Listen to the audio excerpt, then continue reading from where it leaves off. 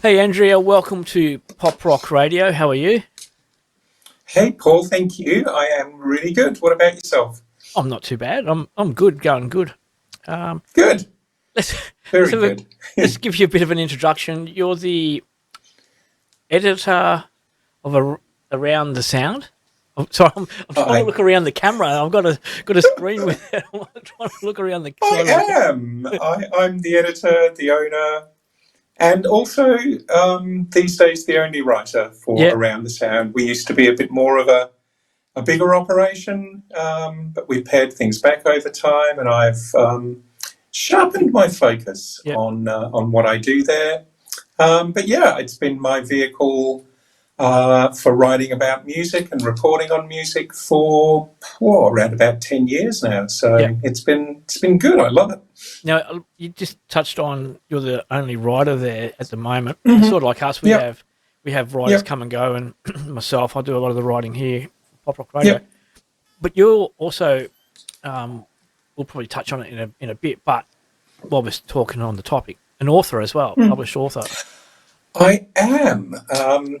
And yeah, I had my first novel published with Fremantle Press in March just this year, and Yep, they published a few other publications that have some of my pieces in them as well. yep, I've been a writer my entire life, so I've always wanted to, sort of get into the publication game on that side of things. yep. And fortunately, I feel so fortunate that I'm now, a published author. In fact, I've just come back from speaking in a library about my book to a room full of incredible people who, just had this wonderful conversation with Yep. me about, what I've written, and they were interested in my life. Who knows why?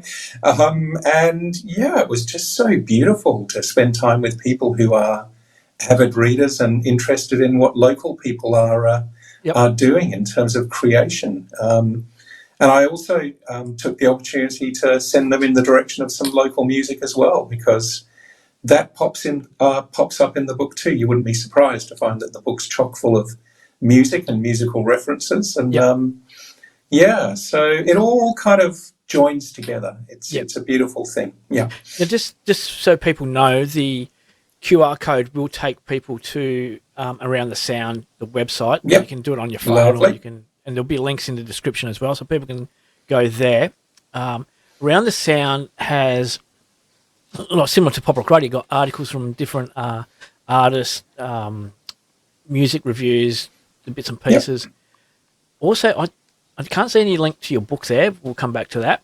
But Yeah, no, I haven't linked my book from there. yeah, Probably should, shouldn't I? But yeah. yeah, no, I haven't done that. Haven't Well, made that crossover yet. we'll put the link to the book in the description anyway, so people can find it there. Yeah.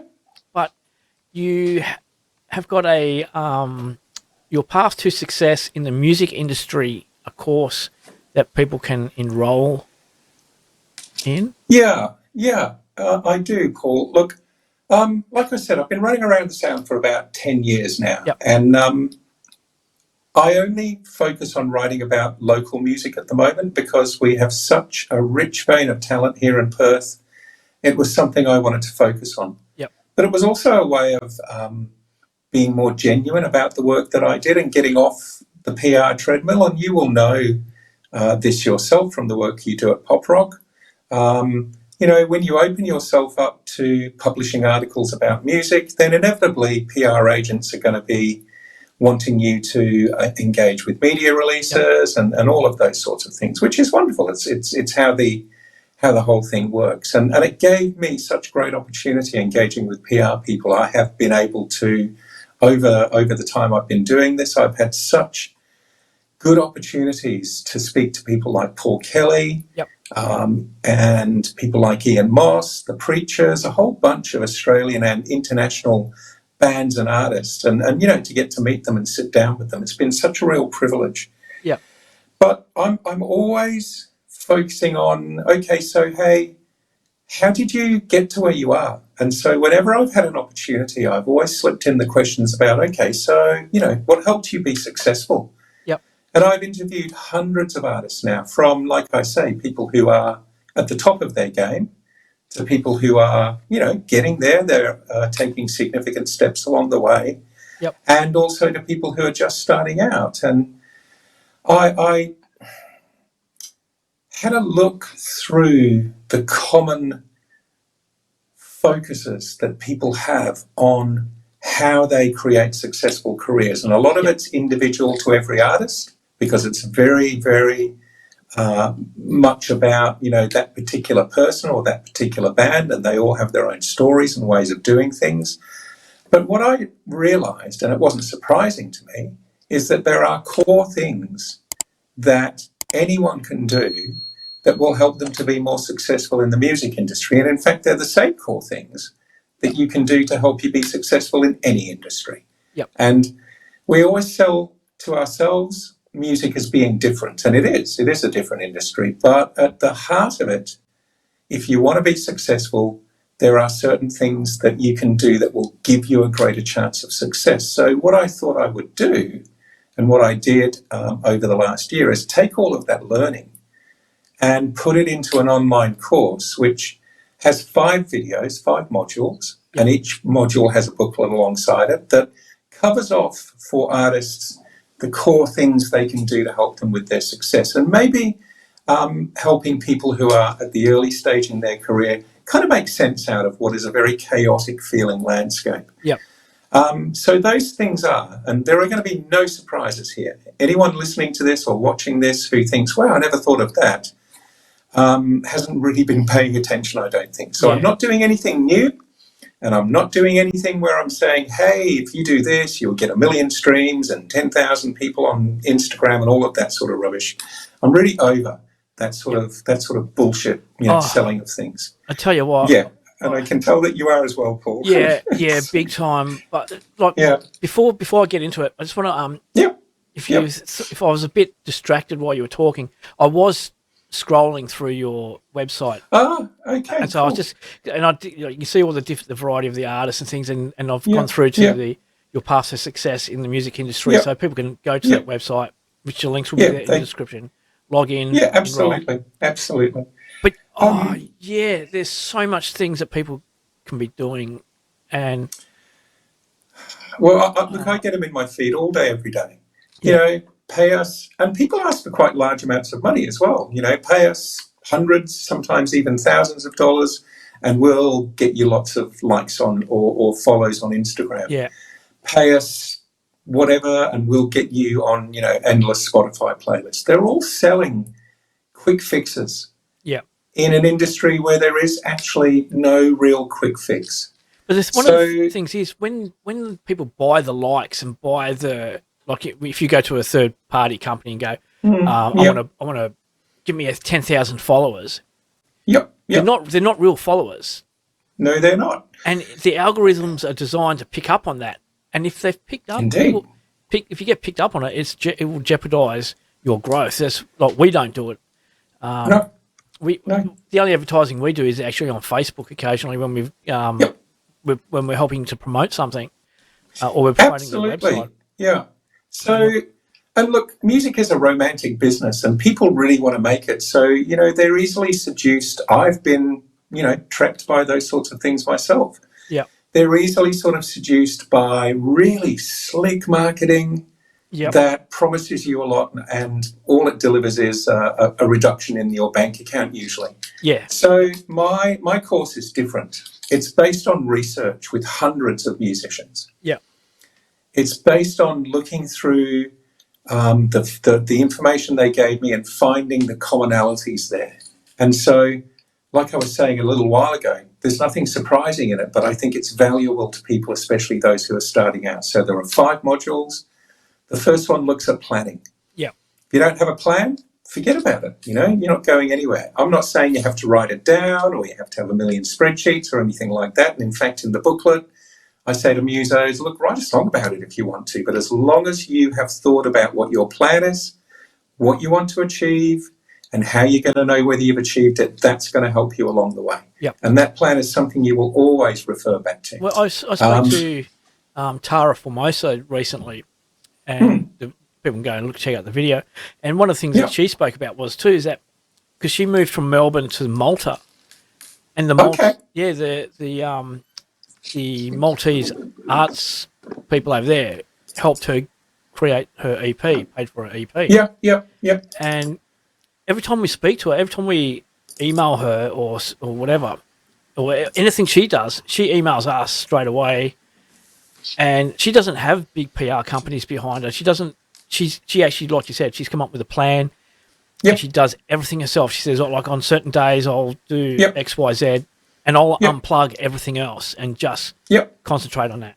And this has to be personal to you. If you're especially if you're an independent artist, if you're a solo artist, or if you're a band, this has to make sense to you in your context.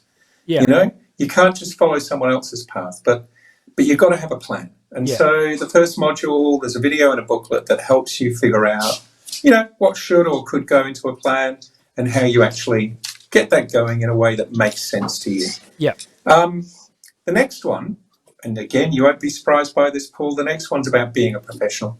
Yeah. And every industry requires a degree of professionalism. And look, being a pro, that module focuses a lot on communication. Yeah. And it focuses on some really simple things. Like I, work with a lot of local artists. I put on shows and whatnot. And whenever I'm wanting to hire someone, I always, send them a message. I try and find out the best way to contact them. So whether it's Instagram or email or whatever. So I do try to adapt my sort of outgoing messaging to how I think I'm going to get the best reception. But I always say, hey, it's Andrea from Around the Sound. I'm putting on this show on this date at this venue. I'd love you to play. Here's what I'm going to pay you up front, because I always offer a retainer, which I know is a bit different, but that's cool. And then, I need a reply by whatever the date is, so I can, get my planning done at my end. The amount of times I don't hear anything back from an artist, and when I see them and say, hey, that message, they'll say one of two things. They'll say, oh yeah, I don't really check my Instagram messages that much. And if that's the case, then why put that on your site as a point of contact or on your page as a point of contact? Yeah. I've got dogs with me now. And then the other one is they often say, oh, look, we didn't know how to reply. We couldn't do it, but we didn't want to say no just in case that would cut us out of further opportunity, and et cetera, et cetera. No. So well, not replying is doing exactly... It's worse. Yeah. I know. But they hesitate, and then the moment's lost, right? Yeah. So part of that module talks about the art of saying no, and that it's actually okay. But the other thing is, your communication with other people and the art of turning up. And again, I've had so many occasions to meet with musicians where they've either been really, really late or just not turned up at all. And then you reach out and they say, oh, yeah, I forgot, or this happened, or whatever, which is fine because life intervenes. Yeah. But you've got to communicate about these things, and you've got to demonstrate your reliability. You've got to reply to messages. You've got to change your tone for different audiences. Yeah. And I put a case study in this one. I spoke to a wonderful WA band that is really doing some great things now and starting to do some really good business and get some really good gigs under their belt.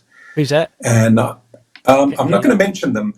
I'll tell you off camera, but I'm not going to mention them right now for the video because I don't want to embarrass them. Because we were talking about, they were saying, we want to play festivals. How do we get there? Because this was a little way back in their career.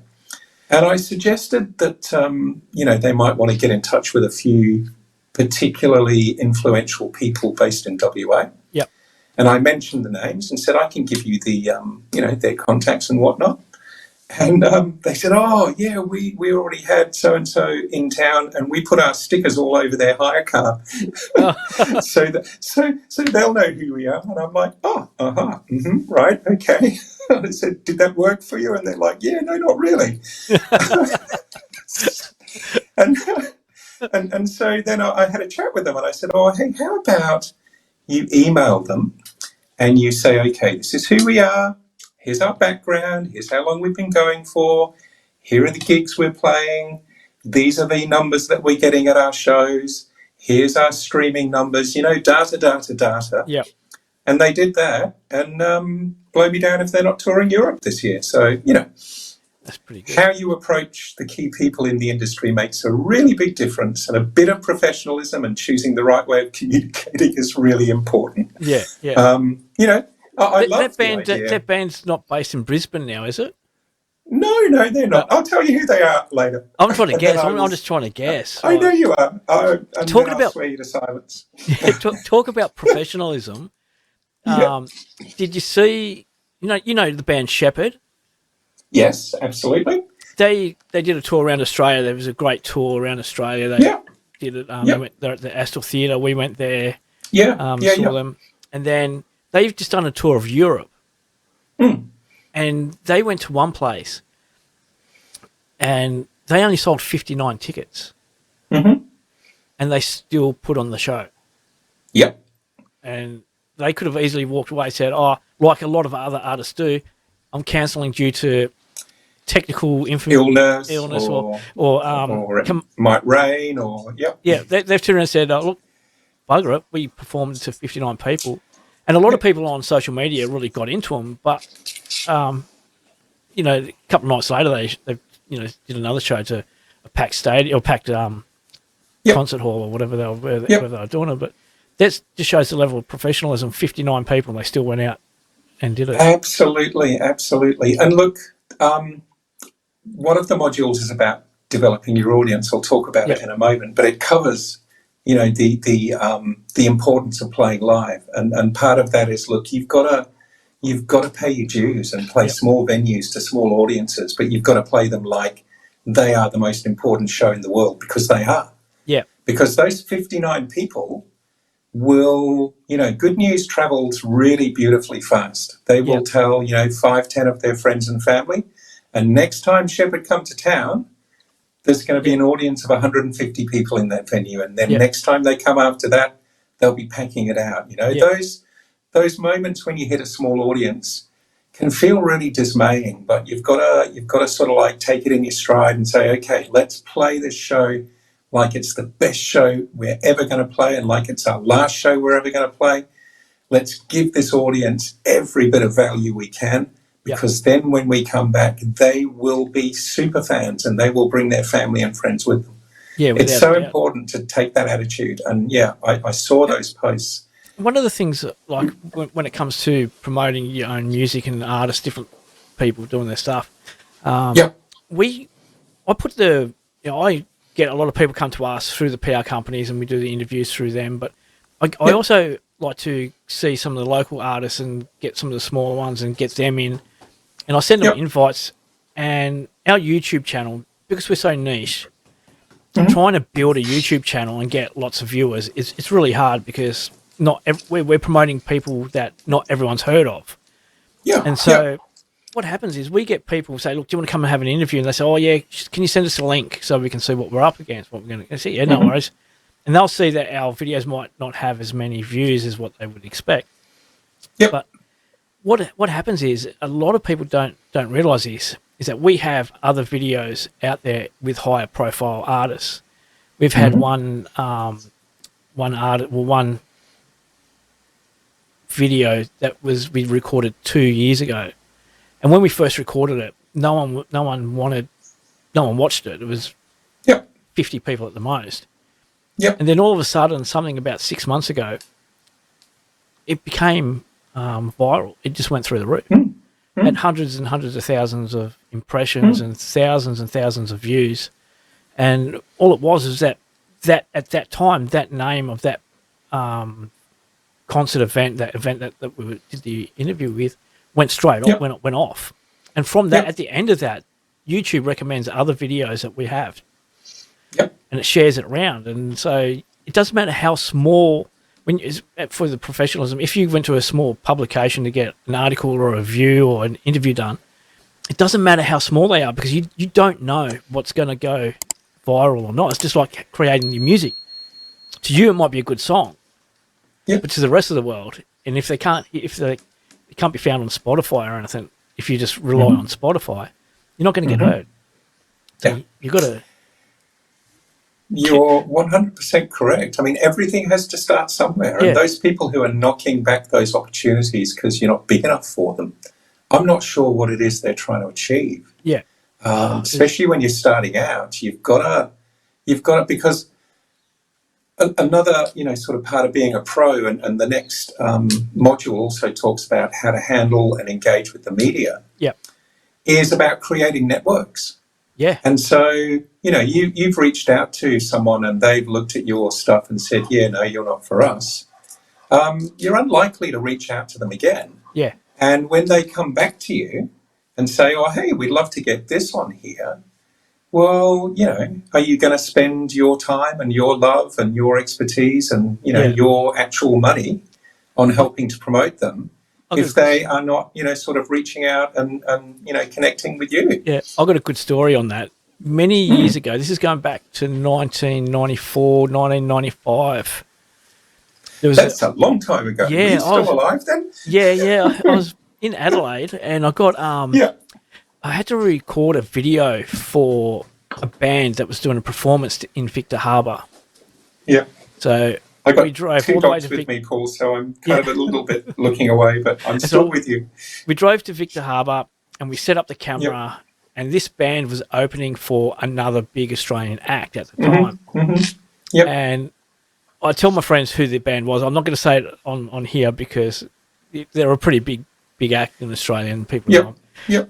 But we got the camera set up, getting everything ready, and the lead singer of the band and the manager comes out, and they're like, "Oh, mate, you can't record us. There's lots of paperwork involved. There's copyrights and there's everything. Mm-hmm.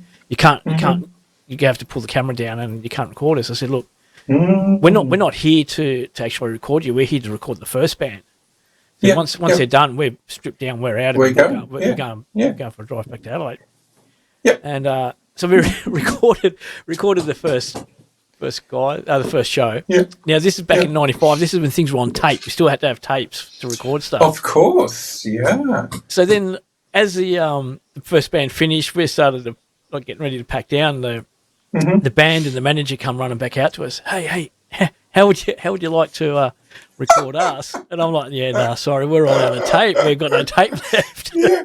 We had heaps of tape. We could have done it. I'm like, nah. Yeah, I'm sure. Pack up and give us attitude at the start, and then you come back and want us to. Exactly. 1 minute's one minute's all this paperwork, and you can't do it. Then the next minute's like, oh, you can just record us if you want. Come record us. Yeah. Look, that's an absolutely really good insight into why you need to play fair, play nice with people, and create yourself a good network. And the reliability, the being open to things, the turning up, you've got to pay your dues, you've got to create a network. And that again is the same in any industry. If you don't create a network, you're not going anywhere. And no one's going to open doors for you. Yeah. It's really important that you manage your connections with other people in your industry, because you're going to help each other climb the ladder. Yep. It's not actually a competition. That's right. And you've got to help each other out along the way. And if you're not going to sort of give a leg up to someone, then when it's your turn to ask, they're not going to be inclined to give a leg up to you. That's just human nature. Yeah, yep. Oh, yeah. We've digressed. What's the third module? So the third module is about dealing with the media and creating a relationship with the media. So and also about having a persona and a backstory. I've spoken to so many bands. And it's really interesting. Like, I spoke to Henry Wagons quite a while ago now, the country muso. And he was so good at delivering the message he needed to deliver that all I had to do was say, "Hey, Henry, how are you?" And that was it. I just kept quiet for the rest of the time because he knew exactly what he needed to say. It was right on point. It fit with his brand. Everything was there. He was a true professional. And I've spoken to, sort of bands that are making their way and they got nothing to say. Yeah. And they're making great music, but they got no story. Yeah. And you have to actually create that story, and you have to, to some degree live that story. So, if you take the Southern River Band, Cal and, and the band there have created a backstory. They've created a persona. They dress in a certain way. They talk and communicate in a certain way on social media. They bring that to the stage with them. When you engage with the Southern River Band, you know what you're getting. You know what you're buying. And they've done that deliberately. That doesn't happen by accident.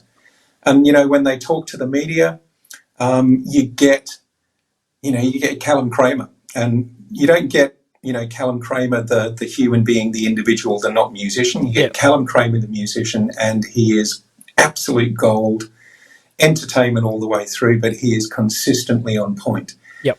A lot of artists don't think about, how to create that story, and that it actually threads through everything, how you present yourself, your demeanour, your attitude. And so the one about handling the media has a little bit about, creating your own backstory and being consistent in interviews and making sure that you actually say something interesting. Yep. And also that when a journo asks you a question, you don't actually have to answer, because you're there to say your stuff, not to answer their questions. And most journos don't ask very interesting questions anyway. You're doing beautifully. Have you seen one of our videos? No, I just said you're doing beautifully. Yeah. But we started off. This wasn't supposed to be my role doing this. I was supposed to be doing the background. Someone else was supposed to be sitting there doing this, and I got stuck with it. It's like. And I just said, I'm going to have the same 10 questions, and that will lead into other conversation. And like you said, if you've got a good person at the other side of the desk or the other side of the camera, my job is just to say, hey, how you going, and let them go. Yeah, exactly, and let them run. So you've got to have talent, and you have to prepare that. So that, the media thing is really important. But again, there's overlap there between that and the being a pro, because it's also about creating those connections and starting with your local journos and making friends with them, basically, genuinely. Well, not in a... I see our role at Pop Rock Radio is to get the young bands that are up and coming. Yep. And they can make their mistakes with us, and we can make our mistakes with them. And no one's going to care. It's like, it doesn't matter. No one's going to... And be a safe place for them. I mean, I cannot tell you the number of times I talked to a local up-and-coming band, and they've said basically nothing of any interest whatsoever, but their music is fabulous. So I've written a story and said, hey, look, you said nothing, but here's what I've said that you've said. Yeah. And they've been like, oh, geez, thanks. So, I've actually contacted musicians that have had a really great song, and and you think this song should be out there. So hey, do you want to do an interview? Just make some material that you can share and get out. Yeah. And the response is like, oh no, I'm not really doing any media or anything. I'm like, hold on a minute, you've uploaded your music to like AMRAP and things like that. And and which is the media. Yeah, and you're hoping that Spotify picks up your song. What's the point of creating that music if you're just going to leave it sit there? Exactly. And I've got another story for you from another band that I won't name around the PR and promo game, and one of the members came to me. I know one of the members quite well. The other ones I don't. So one of the other members came to me and said, oh, hey, blah, blah, blah. Can you do some work for us to help us, get our media prepared? And I'm like, sure, it'll cost this much, right? Because, I don't charge for the journalism, but I do charge when I prepare bios and media releases and that sort of thing. I think that's perfectly legit. And they said, oh, yeah, no, we don't have the budget for that. And I'm like, well, okay then. And then I bumped into the member of the band who I know really well, and he's like, oh, yeah, sorry about that.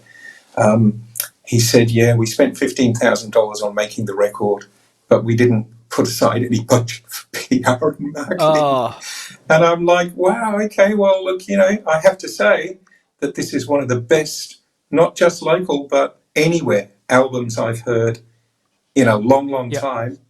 And you have not put aside any money for marketing, so nobody except your family and friends are going to hear it. Yeah. And that's a real shame, because it was really, really good music, really good. And, no one ever got to listen to it because they never had a budget to market it.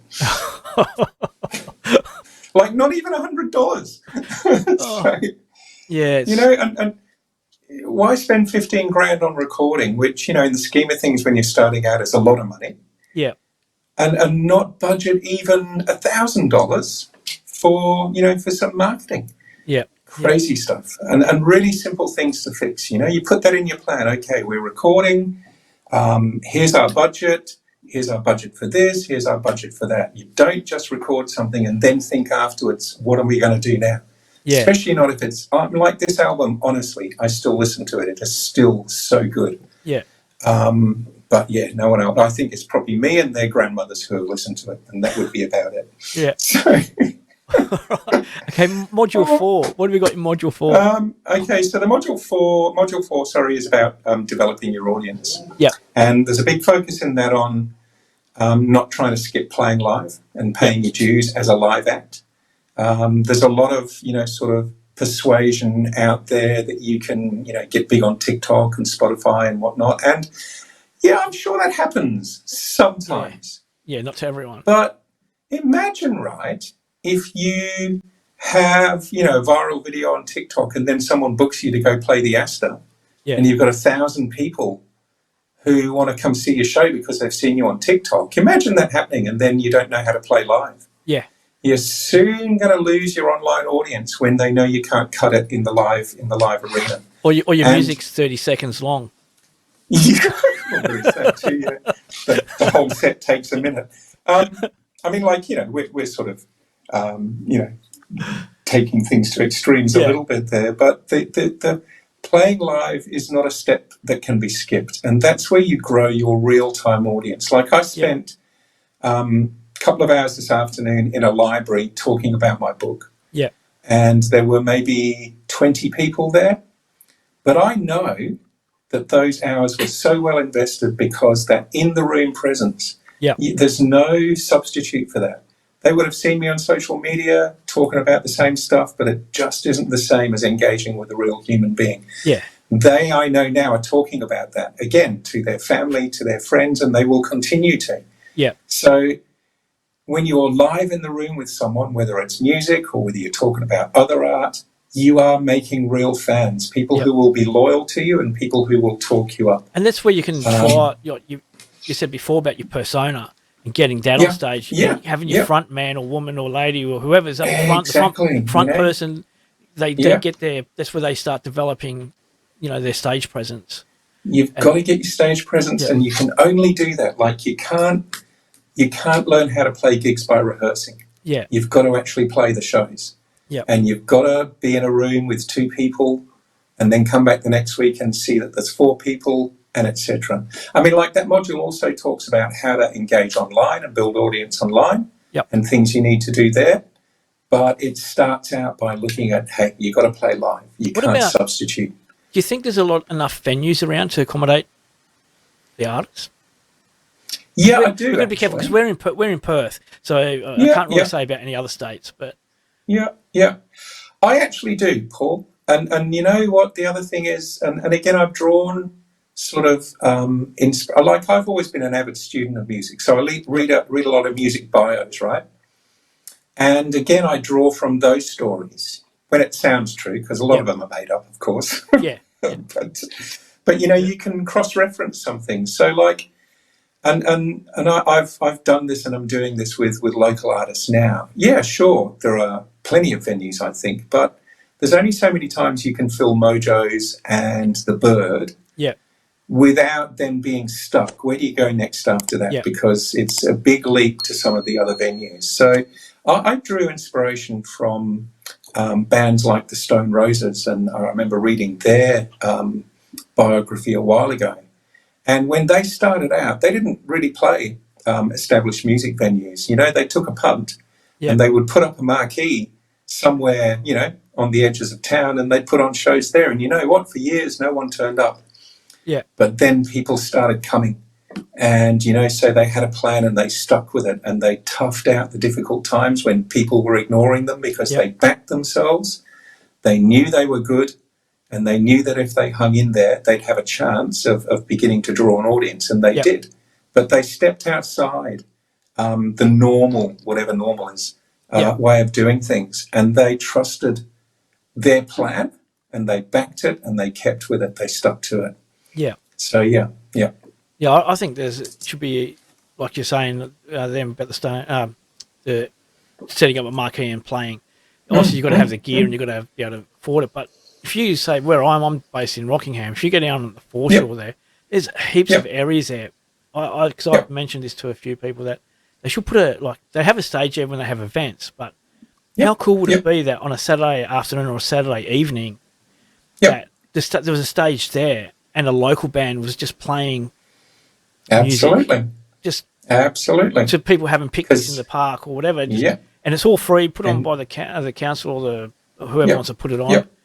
And get that music. You go down to the foreshore now, and everyone's like, "Oh, it's such beautiful foreshore down there." And I'm like, No. I said you got some beautiful cafes and coffee shops, and maybe a couple of restaurants here and there. But apart from that, what do you got? There's no real entertainment. There's no live music. Right. There's no buskers down there. That's the same in so many other places too, isn't it? Yeah. And I think you've got to trust yourself. You've got to back yourself. You've got to back your planning. You've got to be prepared to lead.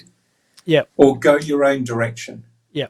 And there are so many stories about bands that made it by going their own direction. Yeah. And then the irony, of course, afterwards is that everyone looks at them and goes, "Wow, they got really successful. Let's do what they did."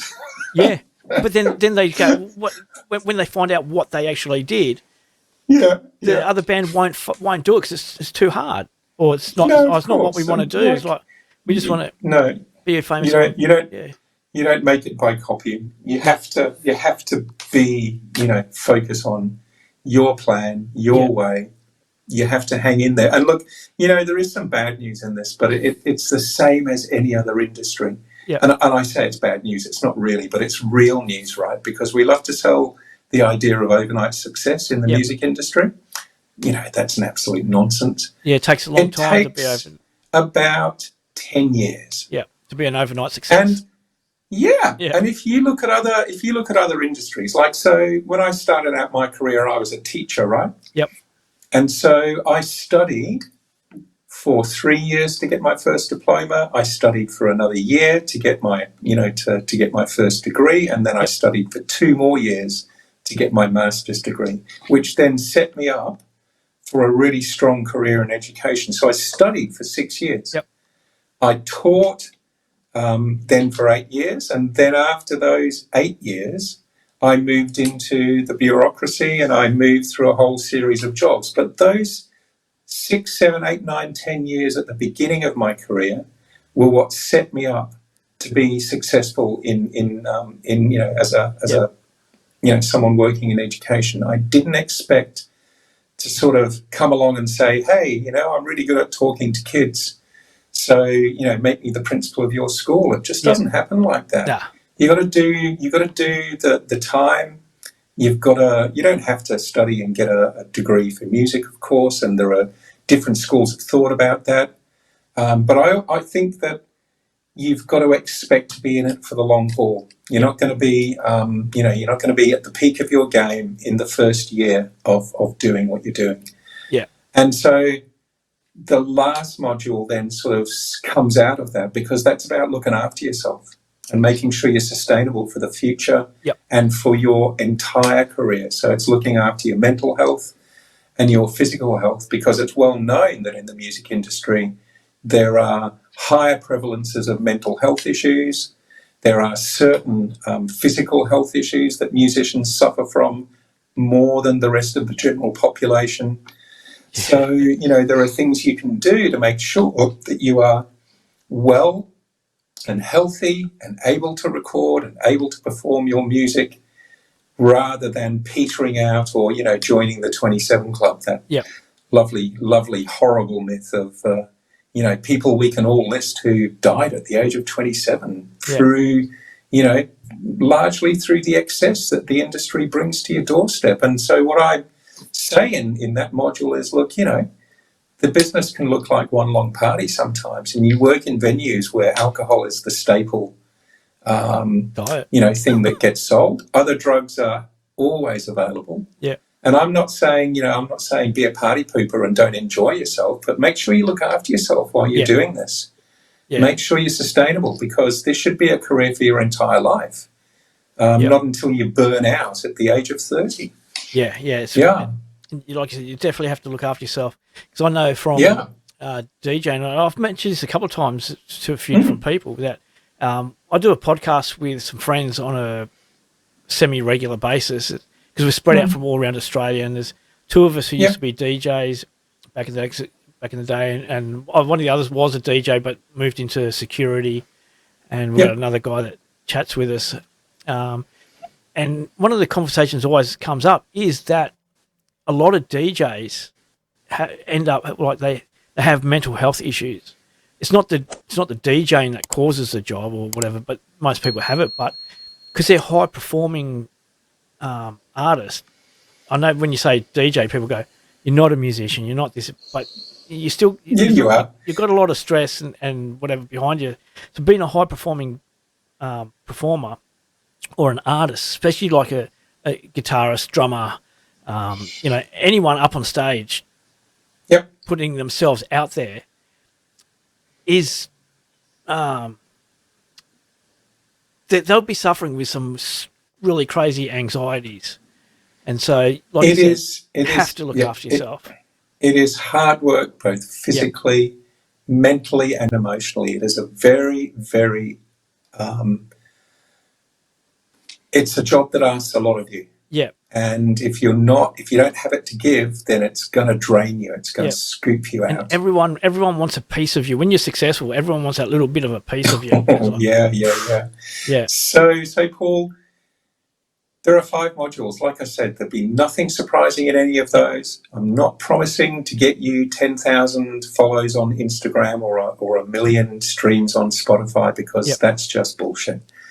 What I'm giving people is information that is compiled from interviews with hundreds of artists. It also comes from my work in other careers, and these are the cornerstones for success. So, you get all-time, you get full-time access. Once you sign up to this, there's no add-ons, nothing else. We've got a private Facebook group where we can discuss these things and go into them in more detail, and people can ask questions. We'll do, live events and those sorts of things, so people can, sort of have that conversation in that forum as well. But these are things that you can then have for all time by logging back into the website whenever you want to. And if you at least have a plan and think about the other things, and make sure that, if someone gives you an opportunity, just not bother answering, and really simple things like that. Or say, hey, no, you're too small for us, and those sorts of things. Then you are going to give yourself a greater chance of being successful in the music industry than you would if you don't do these things. It's as simple as that. Yeah. And before you go on, like talking about the course, you're saying the full access, you get all that stuff. I nearly turned toes up and nearly died when I saw the price. Yeah, look, $40 Australian. I do not want to charge people a lot of money, and especially because a lot of people starting out in these times in particular don't have a lot of money, right? Yeah, that's right, yeah. So I'm hoping that a lot of people will register in this course, so it'll, bring in some decent revenue at my end. But I want it to be affordable. So I set the price at $40. The reason being is because that's around about the price of a week's worth of cups of coffee. And that's a way of saying, hey, look, you get all this value for, week's worth of coffees. And most people have a coffee each day. I'm not saying give up your coffee so you can buy this course. I'm just saying, that's a way of sort of assessing the price. Yeah, no, it's great. Yeah, so I don't want more from people because some people won't feel like they can afford this. If it's, 100, 150, 200, whatever. I've seen people $40 charge, I think is reasonable. I've seen people charge for courses, they charge hundreds and hundreds and hundreds of dollars, and the only people or to even get thousands, the only people to get rich are the people who make them. Yeah. Exactly, and I'm not about that. If I can create a reasonable stream of income and then engage with people to help them along the way, and they get value out of this, and they can do it for a price that's affordable to them, then, that's all I want. That's all I want, because, I don't know. I despair of, the stuff that you get on the internet that offers you those quick fixes, and they charge a lot of money. And they prey on people's dreams Yeah. and desperation. And I don't want to be doing that. I want to give people stuff that is well researched and affordable and practical and useful. Yeah. And like you said, your knowledge that you're sharing is not just something you've made up along the way. It's actually coming from the artists that you've spoken to along the way as well. Well, it's coming from the artists I've spoken to along the way, but it's also coming from my own background professionally. So, you know, I mentioned, you know, my uni courses. Well, I did a master's. Oh, we've lost Andrea.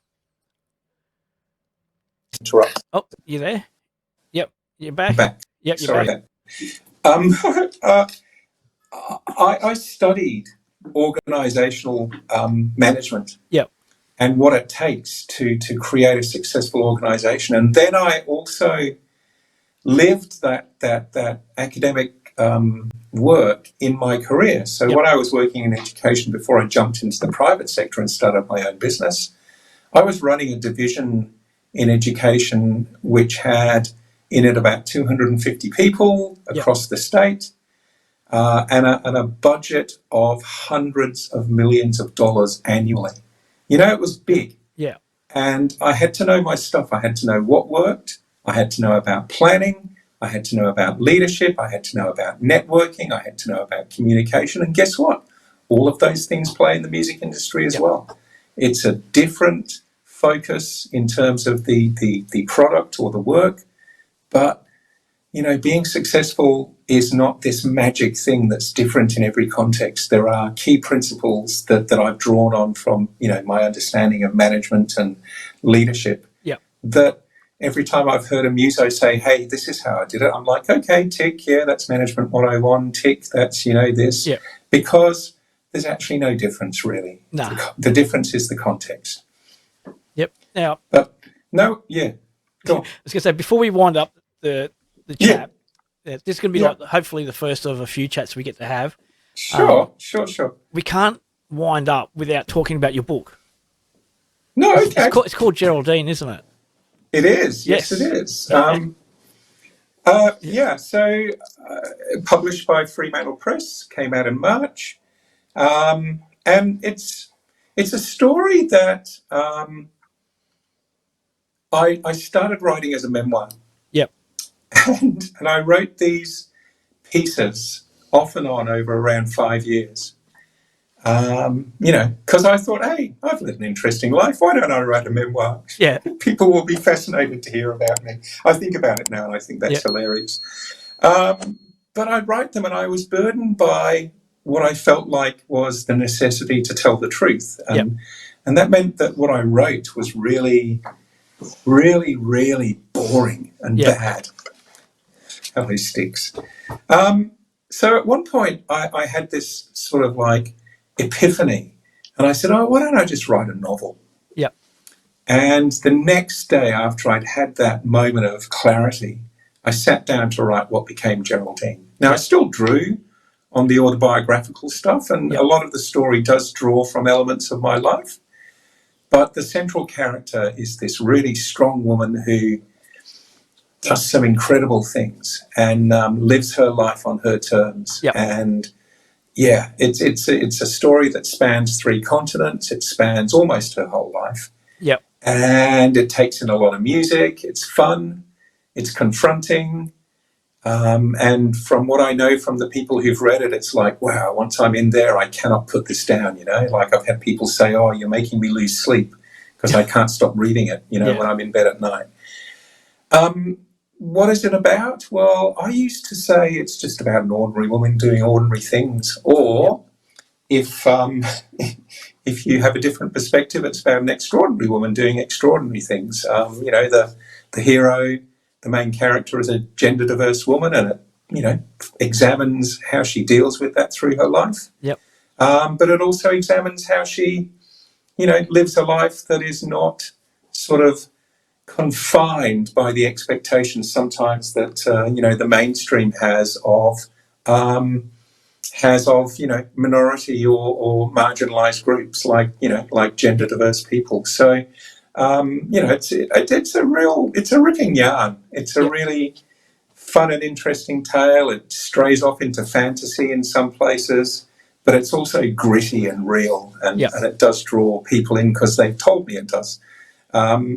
So yeah, look, I'm so lucky to have been able to have that story published, and I think it's going to sort of have this slow burn life, and I'm looking forward to seeing, as I continue to get an opportunity to talk about it and to sort of do things like, go and meet with 20 people in a library and chat with them about it, and also, talk at festivals and those sorts of things. I'm really interested to see where this story goes. So it's a queer story, but it's a story for the mainstream. And I've had reader reviews online on web pages like Goodreads, and quite often people writing the reviews will say, this isn't a book I usually would have read, but I'm glad I read it. And that's when I know I'm reaching the audience I want it to reach. It's, queer people know this shit, so they'll enjoy the story too. But I want to reach mainstream Australia and have them read the story and say, oh, wow, these people are just like us. And in fact, I'm in this story too. There's someone just like me. And, isn't it cool that, that character won an ARIA and all of those sorts of things. And so... it's kind of semi-autobiographical, I'll own that, but I always say that if anyone asks me, okay, which bits are you and which bits did you make up, I'm never ever going to tell anyone. So I want to keep people guessing, because I don't want people knowing too much about the ins and outs of my life. If they read the book, that would be kind of creepy, but so... Oh, congratulations on the book. Well done. And Thank you. Thanks so much. Yeah. People should pick it up. We'll have the link for it in the description anyway. If I can, you'll be able to give me a link. Is it on Amazon? I will certainly. Yeah. Well, look, I'll send you the link from the Freo Press page, because that's got all the deets and the bio and stuff. I'll also send you another link from Amazon, actually, because there's an audio book too, as well as the ebook. So you may as well have those too. So I'll send you 2 links. We'll just put them all in the description, and everyone can get it from there. But thank you very much for joining us tonight. Thanks for joining us. Thank you. I've really enjoyed this conversation, Paul. Thanks so much. Well, I know we've got a few other topics that we want to talk about in the future, so we'll definitely do another video very soon. We'll talk about some of them as well, because it's I think the more information we can give to different artists, even though we're based in Western Australia, it's the same everywhere. It's going to be the same everywhere. Oh, yeah, absolutely. No difference anywhere. It doesn't matter where you are. The issues are the same. And I think, the roadblocks are the same. And I think the sort of the way of dealing with those are the same as well, So if anyone has any questions, anyone watching who's made it this far in the video, if you've got any questions about the course or about Geraldine, leave them in the comments, and then next video we can answer those questions. Yeah, cool. I'll be up for that for sure. Awesome. Yeah, absolutely. Well, thank you again for joining us. Too easy. Thank you. It's been fun. Thank you. Ta.